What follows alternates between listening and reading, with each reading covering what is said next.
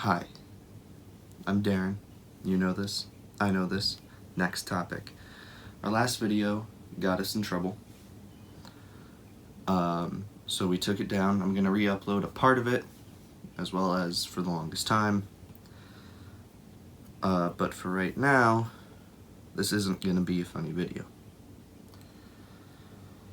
This is going to be a personal video. In this video, I'm going to do a reading of something not many people know about me.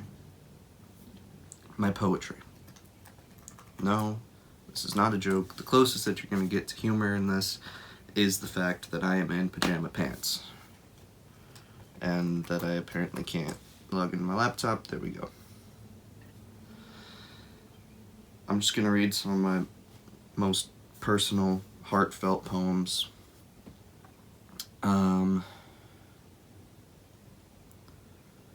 Let's see. I know of two that I want to read. Here, I'll start with the funny one. This one is called Sleep. I woke up earlier than I was expecting to, and I wrote this poem in about 3 minutes. I went to sleep at 1 in hopes I'd wake around 9. Apparently with sleep I'm done. I thought the decision was mine. But I guess not, since I'm awake, although I wish I was not. I want to be asleep, for goodness sake. I really hate my body a lot. Very true, very deep. Yeah, you know, I just thought this would be good to be open, to be vulnerable. Here's one that is mostly interesting because I wrote the first part of it while I was in a relationship. I wrote the second part of it after a little time had passed after the relationship, and I wrote the third part after even more time had passed, so you really get to see the progression, which is something that a friend of mine actually pointed out. All my life, I'd been waiting for that love, the kind that you know will rise above, no matter the challenge, no matter the turmoil, but again and again my efforts were foiled. One day, I took a turn for the worst. I was convinced that I was cursed. Accepting this, I stopped trying. Every attempt just made me feel like crying. I knew love for me would never be true. That is, until finally, I met you.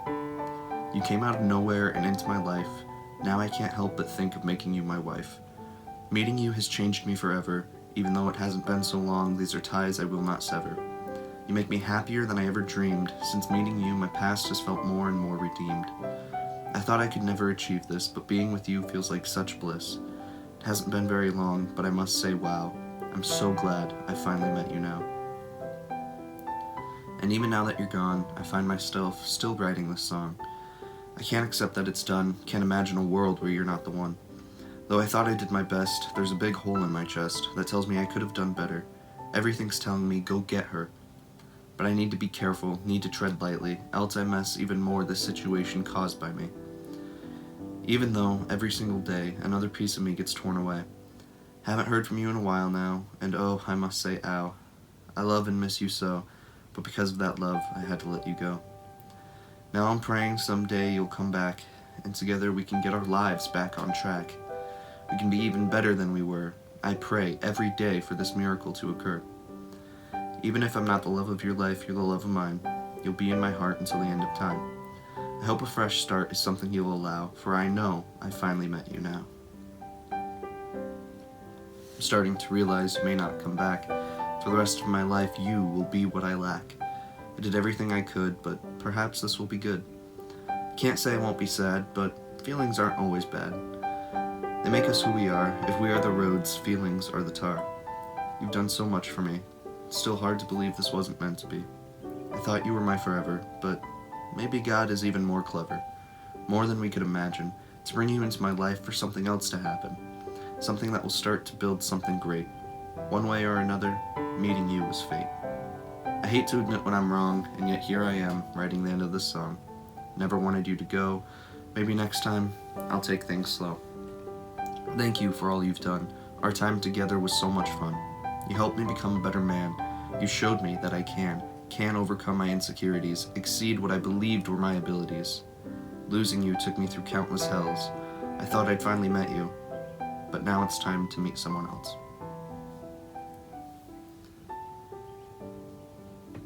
The repeated line there of, I'm so glad I finally met you now, that was based on Michael Bublé's Haven't Met You Yet. And I was very proud of that. And then we broke up. And I was like, well, fuck. And then I moved past it. Because that's what you do. No matter how good the relationship seemed, that's what you do. It's like Captain America says, but doesn't actually do. You gotta move on. My final poem of the night is my deepest, most personal poem, and longest. I was trying to sleep again. It was like 3 a.m. and I couldn't sleep, and instead of sleeping, my brain went, hey, poem. So I spent an hour on this, and then was too proud of myself to sleep for another hour. So I ended up going to bed at like 5 because of this poem. That last one was called I Finally Met You Now, in case that wasn't obvious. Or at least that was the original name for it. I might change the name since, you know. But this poem was called How Good Could I Possibly Be? This is the one that I've kept closest to the chest. I've only had a couple people hear it. Especially only hearing it. I've typed it out to 1 or 2 people, but only actually read it to like 2.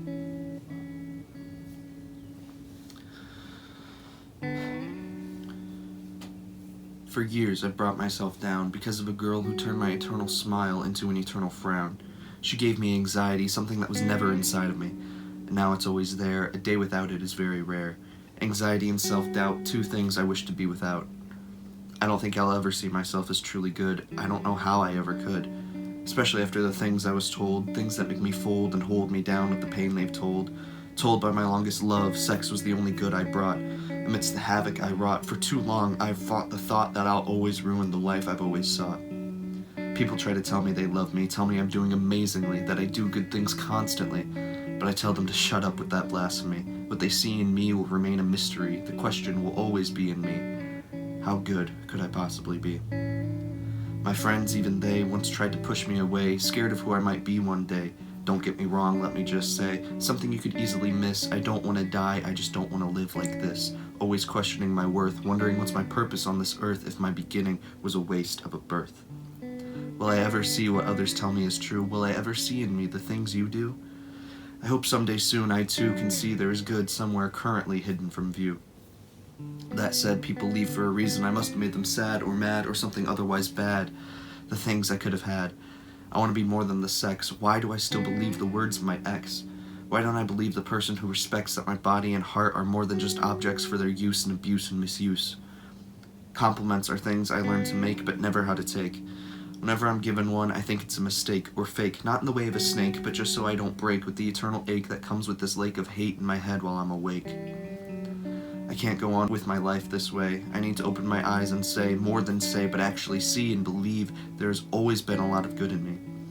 I don't think so many people would plead the same thing to me so consistently without some degree of honesty, and maybe that's the key to not being my biggest bully and seeing I'm worthy of the sea of fiery passion behind the praise meant to raise my self-value.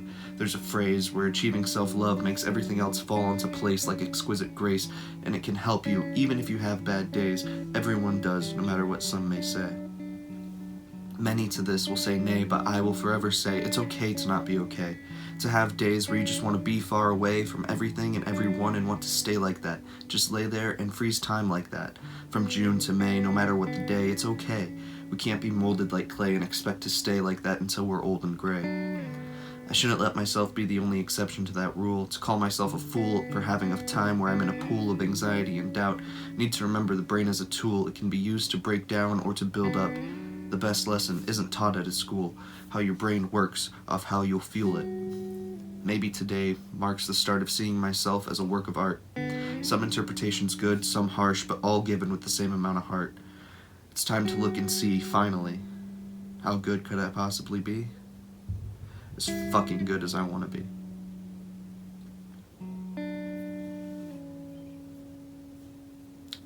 And so those are my deepest poems.